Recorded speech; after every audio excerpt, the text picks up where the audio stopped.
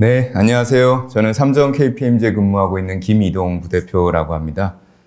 저는 저희 회사에서 M&A 자문 주로 담당하고 있고요.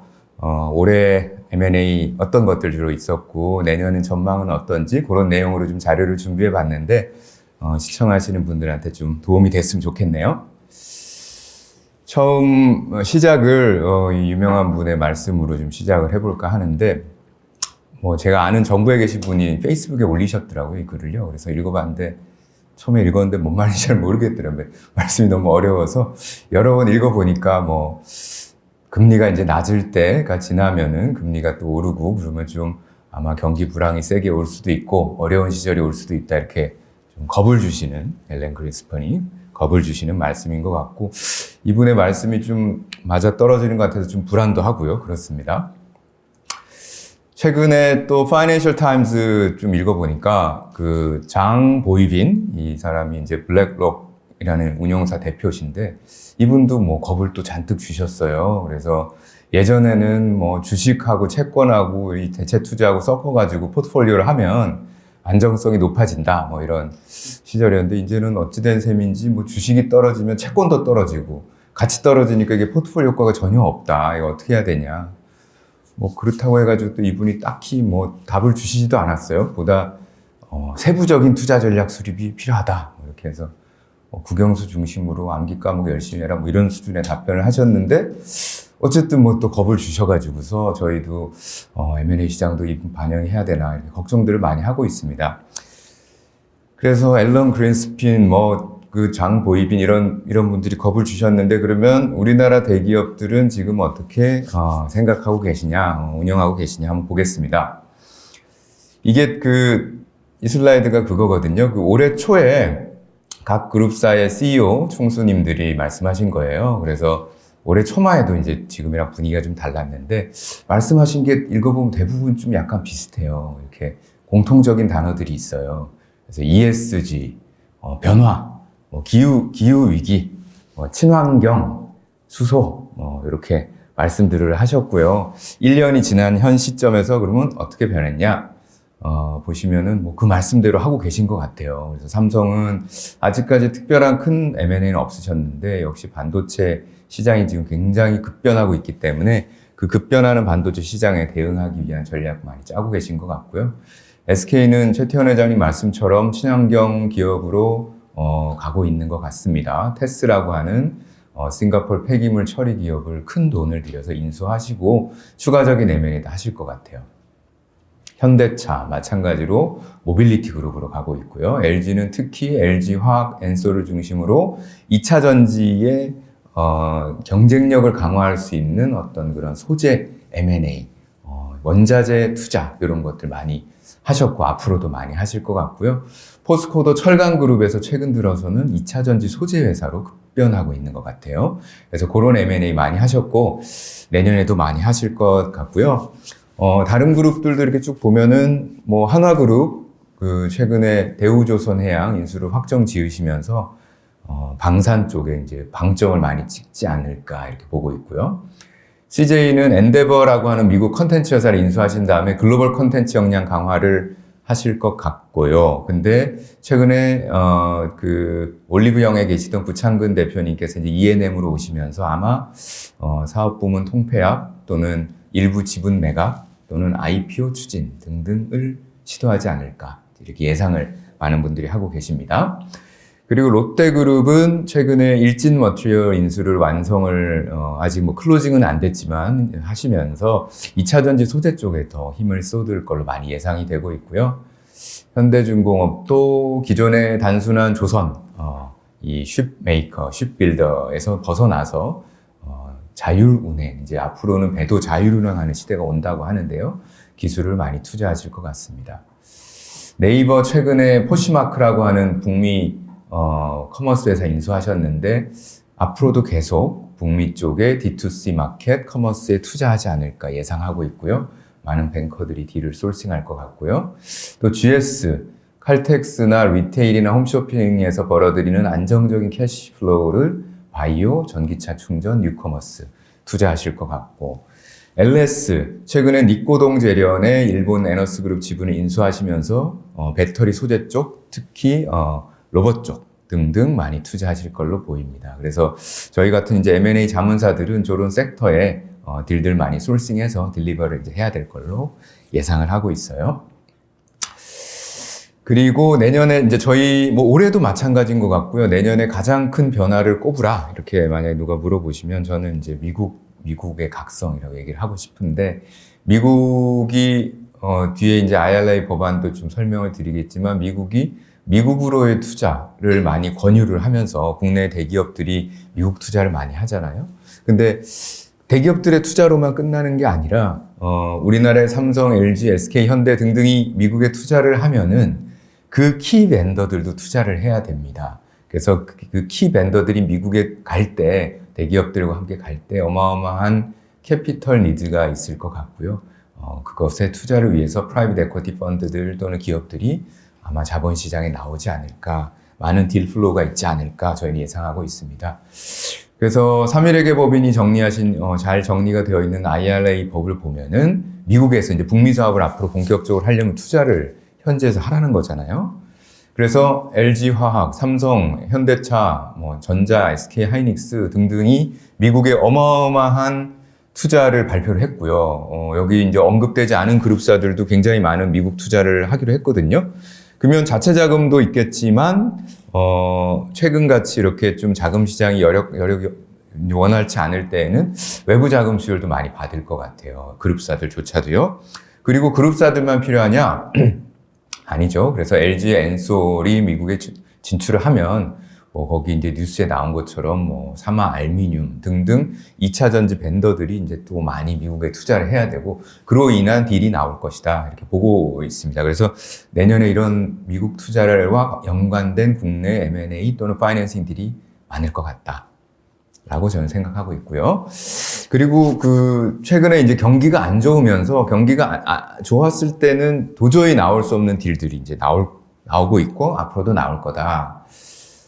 아시다시피 지금 카퍼는 전기 시대가 오면은 수요가 늘 수밖에 없는 소재잖아요. 물론 전기 전도율은 은이 제일 높지만 은보다는 더 저렴한 동이 많이 쓰일 수밖에 없고, 국내의 LS 니코 동재령, 지금 LS M&M으로 사명을 바꿨지만 동재령 독점 사업자이기 때문에 당연히 너무너무 훌륭한 회사이고 캐시카우 역할을 했는데, 이 JV 파트너인 일본의 JKJS, 그 위에는 이제 에너스그룹인데가 이 지분을 팔 이유가 없었는데 최근에 경기가 안 좋아지고 글로벌 불황이 오면서 이제 이 지분을 판 거죠. 그래서 이제 LS 그룹하고 JK 파트너스, VL 인베스트먼트가 컨소시엄으로 이제 인수를 했는데, 이런 딜들이 앞으로 꽤 나올 거다. 저희는 조심스럽게 예측을 하고 있습니다. 저희가 1970년대, 60년대부터 우리나라 시장을 외국에 제공하고 외국에 기술을 도입한 조인 벤처들이 많이 생겼어요. 쭉 이제 보시는 리스트들이 그런 회사들인데 대부분이 굉장히 안정적인 기업이고 훌륭한 회사들입니다. 해외 조인벤처 파트너들이 예전 같으면 절대 팔지 않았겠지만 최근 같은 상황이면 아마도 검토를 할 수 있을 것이다. 저희는 예상하고 있습니다. 그래서 내년에 불경기가 초래할 우량 기업들, 조인벤처 파트너 우량 기업들의 지분 매각도 한번 눈여겨볼 만하다 생각하고 있고요. 그리고 재작년, 작년, 올해 초까지 저희가 많은 유니콘 기업들이 탄생을 했고, 이 유니콘 기업들이 시장에서 열렬한 환영을 받았거든요. 아시다시피. 그런데 최근에 금융 환경이 좀 안 좋아지면서 이 유니콘들이 예전만큼 이렇게 환영받지는 못하는 그런 상황입니다. 그래서 오늘 뉴스가 나왔던데, 한때 레스마일 딜리버리 시장의 그 유망 회사였죠. 지금도 물론 그렇고요. 메쉬코리아라는 회사가 최초로 이 유니콘 기업들 중에 최초로 지금 법정 관리, 회생 절차에 아마 들어갈 걸로 보이고요. 그리고 여러 유니콘 기업들이 밸류에이션이 많이 인하된 가격으로 펀드레이징을 해야 되지 않을까 이렇게 보입니다. 그러면 많은 사람들이 그러면 이제 이런 신성장 산업엔 투자하면 안 되냐? 어려워지는 거냐라고 하지만, 그럼에도 불구하고 계속 우리나라 FISI들이 이 산업에 투자는 할 것 같아요. 왜냐하면 성장은 해야 되니까요. 유망 산업에 성장을 투자를 안 할 수는 없으니까요. 그래서 어찌 보면 앞서 말씀드린 그 회사 뭐 유니콘 기업들이 어려움에 처한 거를 나쁜 신호로 받아들일 수도 있겠지만 M&A 자문 저희가 하는 입장에서 보면은 오히려 투자자들에게는 밸류에이션이 적절한, 이게 적절하다고 표현하는 게 맞을지는 모르겠지만, 어느 정도 내려온 투자자들 입장에서는 좀 접근하기 쉬운 밸류에이션으로 조정될 수 있는 시기가 왔다. 2023년에는 많은 유니콘 기업 또 예비 유니콘 기업들이 펀드레이징을 할 텐데, 밸류에이션이 좀 조정된 상태에서 시장에 아마 나오지 않을까. 그리고 일부 회사들은 펀드레이징이 아니라 M&A가 되지 않을까. 또 그 M&A는 이커머스를 포함해서 다양한 산업에서 그 M&A는 일부 경쟁사들 간의 컨솔리데이션의 형태를 띌 수도 있지 않을까? 이렇게 조심스럽게 예견해 봅니다. 그리고 VC들이 투자한 포트폴리오들이 이제 엑시시, IPO나 M&A로 엑시스를 해야 되는데 엑시시 안 되다 보니까 LP를 교체해서 펀드 만기를 연장하는 흔히 말하는 컨티뉴에이션 펀드의 시도도 많이 이루어지고 있고요. 현재 내년에도 아마 많지 않을까 생각하고 있습니다. 그리고 내년에 그 달러가 계속 높은 수준에서 유지될 걸로 많이들 예측을 하시더라고요. 저희도 좀 조심스럽게 그렇게 생각을 하고 있는데, 그러면 달러가 강세이면 M&A 시장에 어떤 영향을 미칠 거냐?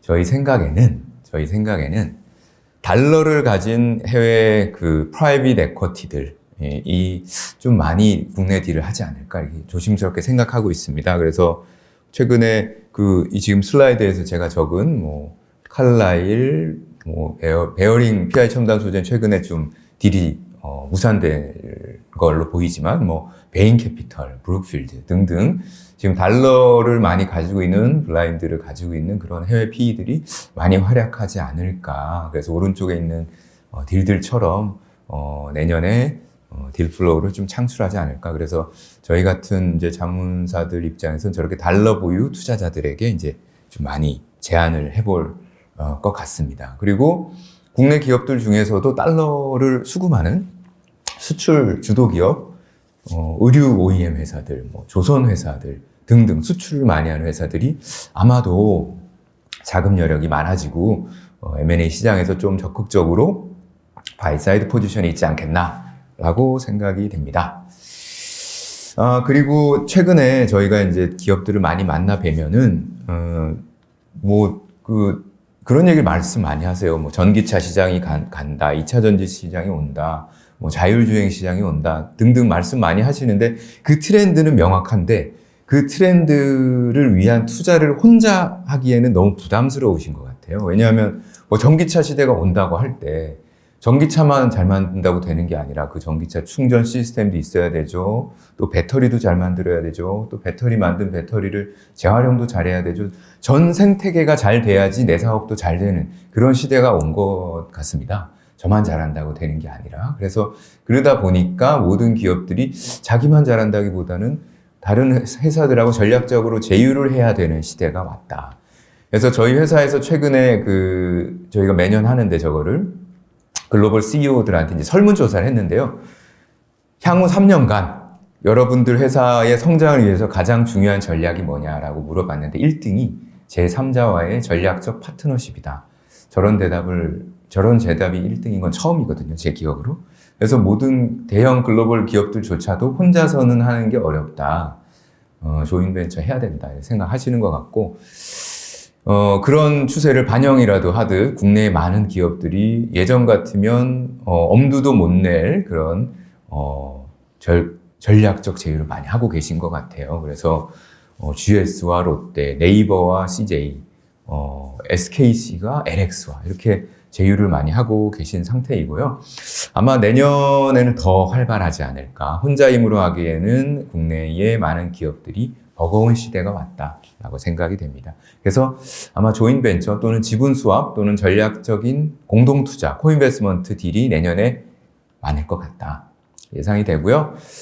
그리고 또 이게 단일 투자건들이 워낙 딜 사이즈가 크다 보니까 이 FI들, PE들하고 공동투자하는 게 점점 많아질 것 같고, 또 기업 입장에서도 프라이빗 에쿼티 펀드 플레이어들이 워낙 똑똑하시고 우수한 인재가 많잖아요. 그래서 공동 투자를 하다 보면 제3자의 시각으로 FI의 시각으로 딜 검증을 한 번 더 해주는 효과가 있기 때문에 아마 내년에는 더욱더 국내 대기업들과 유망 프라이빗 에쿼티 펀드들 간의 공동 투자가 활발할 것이다. 이렇게 예상하고 있습니다. 또 이제 하나는 뭐 2차 전지 앞서 IPO 시장에서도 제일 각광받는 종목이라고 하셨는데 M&A도 마찬가지일 것 같거든요. 내년에도. 그래서 자동차 시장이 그 단일 프로덕트로는 전 세계 최대 시장이라고 하더라고요. 10조 달러라. 어마어마한. 휴대폰이 5천억 달러니까 자동차 엄청 큰데 그 자동차 시장이 지금 전기차로, 가솔린에서 전기차로 가고 있으니까, 무브먼트를 하고 있으니까 그 안에 있는 밸류체인들이 얼마나 많이 바뀔 것이고 M&A가 필요하겠어요.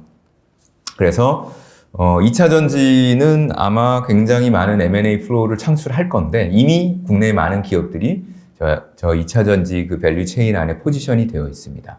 앞으로 많은 투자가 되어야 되고 또 그 안에서 M&A가 되어야 될 것으로 예상이 됩니다. 그러나 2차 전지 유망하죠. 성장할 것 같아요. 근데 무조건 투자를 해야 되느냐라고 물어보면 여러 가지 요인들을 좀 감안해야 된다. 예를 들어서 뭐 자동차 회사들이 직접 배터리를 특히 테슬라 같은 경우 이제 만들려고 하잖아요. 그렇기 때문에 2차 전지 완성 업체들도 이 저렴한 그러니까 배터리의 원가 경쟁력을 가져가지 않고서는 더 이상 완성차 업체들의 CR 프레셔를 견딜 수 없는 시대가 오기 때문에 배터리의 원가 인하를 할 수 있는 그런 기술에 꾸준히 투자를 해야 되고 M&A 해야 될 것이고, 또 리튬 핵심 소재가 이제 원재료 가격이 급등할 수 있기 때문에 해외 유망 광산들의 포스코는 이미 하고 계신 것 같고요. 광산들의 투자도 해야 될 것이고, 그런 리튬을 보유하고 있는 회사들에게 전략적 제휴딜도 해야 될 것이고, 또 재활용을 해야 되는데 재활용 지금 에코시스템이 제대로 안 돼 있으니까 이 에코시스템을 활발하게 할 수 있는 회사 인수해야 될 것이고, 또 삼원계 배터리의 대안들이 또 나타나고 있고, 테슬라는 인산철 배터리 쓰려고 하니까 그런 것에 또 전략적인 포석을 하려면 또 기술 투자를 해놔야 되니까 이런 여러 가지 요인들로부터 이렇게 드리븐되는 M&A 딜들이 분명히 있을 것이다 생각하고 있고요. 특정 드라마를 연상시키는 제목을 제가 써서 죄송하지만 하여튼 재밌더라고요, 저게. 그래서 재벌뿐만 아니라 많은 중소기업의 이제 오너분들이 이제 아드님들, 따님들이 있으신데 이제 이분들이 요새 고민이 많으신 것 같아요. 물려주시려고 하다 보니까 세금도 많이 나오고 세금 다 내려고 하다 보니까 결국 그러면 파는 거랑 뭐가 다르냐? 이렇게 돼서 고민도 많고, 또 이런 중소기업 아드님들은 보면은 대부분 이제 많이 해외에서 유학도 하시고 공부도 많이 하시고 똑똑하시고 이러다 보니까 아버지한테 또 가서 아버지 이거 우리 팔아가지고 이거 자산운용사 합시다 이렇게 제안도 많이 하고 그런가 봐요. 그러다 보니까 점점 경제도 어렵고 하니까 이제 오너분들의 중소중견기업의 오너분들께서 매각이라는 결정을 여태도 많이 했고 내년에는 더 많이 하시지 않을까 생각하고 있습니다. 그래서 이제 이게 지금 제가 이렇게 쭉 적어놓은 게 지난달, 요번 달 2달 동안 저희가 의뢰를 받은 매각건이거든요. 엄청 많죠. 그래서 아마 굉장히 훌륭한 회사들인데 이 오너분들이 아까 앞서 말씀드린 그런 이유 때문에 이제 팔려고 하시는 것 같고, 많은 딜들이 내년에 나올 것 같고, 밸류에이션도 예전보다는 좀 합리화된 가격으로 아마 나올 것 같습니다. 그래서 내년에도 지방 중소 중견 오너분들의 매각딜은 늘 것이다 라고 생각을 하고요. 그런 오너분들의 회사를 이제 PE가 인수를 해갖고 많이 합리화를 하면은 또 다른 성장이 있을 수 있다. 그리고 최근에 여러 가지 경제 환경이 안 좋고 하니까 크레딧 펀드들 많이 생기는 것 같아요. 그리고 대형 프라이빗 에쿼티 펀드들이 이제 멀티 에셋화 하고 있다. 멀티 에셋 하우스화 하고 있다. IMM, VIG, 글렌우드 등등등등, 최근엔 JKL 또 크레딧 펀드 팀을 이제 론칭을 하셨는데 많이 생길 것 같고요. 이분들이 이제 나중에 인수금융이 많이 비싸졌기 때문에 인수금융 시장을 일부 대체하면서 약간 메자닌성 구조화를 통해서 딜이 많을 것 같아요. 생각해 보시면은 최근에 앞서 말씀드린 대로 대기업이 미국에 가야 되는데 벤더들이 자금이 필요한데 금리가 너무 올라갔으니까 뎨 파이낸싱이 부담되면은 크레딧 펀드를 통한 구조화를 제한할 수 있을 것 같고요. 또 여태까지 PE들한테 파이낸싱 많이 받은 회사들 중에 IPO 개런티를 했는데 최근에 증시가 안 좋으니까 IPO 안 될 경우에 또 리파이낸싱을 풋옵션을 받아줘야 되니까 리파이낸싱 해야 되는데 금리가 높으니까 약간 구조화딜을 해야 되고 등등등등 해서 구조화딜이 내년에 많을 것이고 그 중심에는 아마 크레딧 펀드가 있지 않겠나 생각을 합니다. 네, 시간이 많이 흘러서 그 말씀을 좀 정리를 하면 어떤 분이 얼마 전에 저랑 밥 먹다가 왜 옛날에 고등학교 때 정치 경제라고 했는지 알겠다. 경제 정치가 아니라 그러시면서 이런 정치적인 사건들이 경제에 너무 큰 영향을 미치고 있는 시대에 우리가 살고 있기 때문인 것 같다. 하나 예를 들면요. 우크라이나 전쟁이 나서 한국 경제에 어떤 영향이 있냐 저희는 몰랐는데 우크라이나가 안에 제철소들이 꽤 많은데 그 제철소에서 네온가스라는 걸 만들고 있다고 하고요. 그 네온가스를 우리나라 반도체 회사들이 수입해서 원래 쓰고 있었는데 우크라이나 전쟁이 나면서 이게 수십 배가 올라가지고 엄청난 원가 상승을 유발하고 있다. 뭐 이런 등등등등. 그래서 앞으로는 이 여러 가지 글로벌 정치 환경들이 M&A에 밀접한 영향을 미칠 것이고 우리 같은 M&A 전문가들도 정치면을 더욱더 열심히 봐야 된다 생각을 합니다. 그래서 쭉 넘어가고 마지막 요거를 이제 제가 말씀을 드리고 끝을 내도록 하겠습니다. 최근에 KG그룹이 여러 가지 시장의 주목을 받고 있는데 쌍용차를 인수했기 때문이지요. 그래서 많은 분들이 쌍용차 인수를 KG그룹이 왜 하셨을까 궁금해 하시는데 저는 개인적으로 저들이 굉장히 잘한 일이라고 생각을 합니다. 왜냐하면은 최근에 자동차 완성차 업체들도 많지만 완성차가 전기차로 변환을 하면서 기존에는 자동차랑 전혀 관계없던 회사들이 차를 만들 수 있는 시대가 됐잖아요. 예를 들면 애플, 구글, 페이스북 이런 회사들이 차를 만들 수 있는데 그들은 IT 대기업이지 차를 잘 만드는 회사는 아니잖아요. 그래서 예를 들면 쌍용차와 같은 곳에 그 IT 대기업들이 OEM, ODM, 예를 들면 TSMC처럼 많은 반도체 팹리스 회사들이 제조를 잘하는 TSMC에 제조를 맡기는 것처럼 아마 빅테크 회사들이 전기차를 만들 때 차를 잘 만드는 쌍용차를 전문적인 ODM 회사로 선택할 수 있지 않을까. KG의 회장님이 그거를 미리 염두에 두고 저 딜을 하지 않았을까라고 저는 생각을 했거든요. 그래서 저 쌍용차의 미래가 굉장히 궁금해집니다. 네, 그래서 이상으로 좀 두서 없었지만 11가지 테마를 좀 정리를 드렸고 하시는 사업에 좀 도움이 됐으면 하는 바람으로 제 발표를 마치도록 하겠습니다. 감사합니다.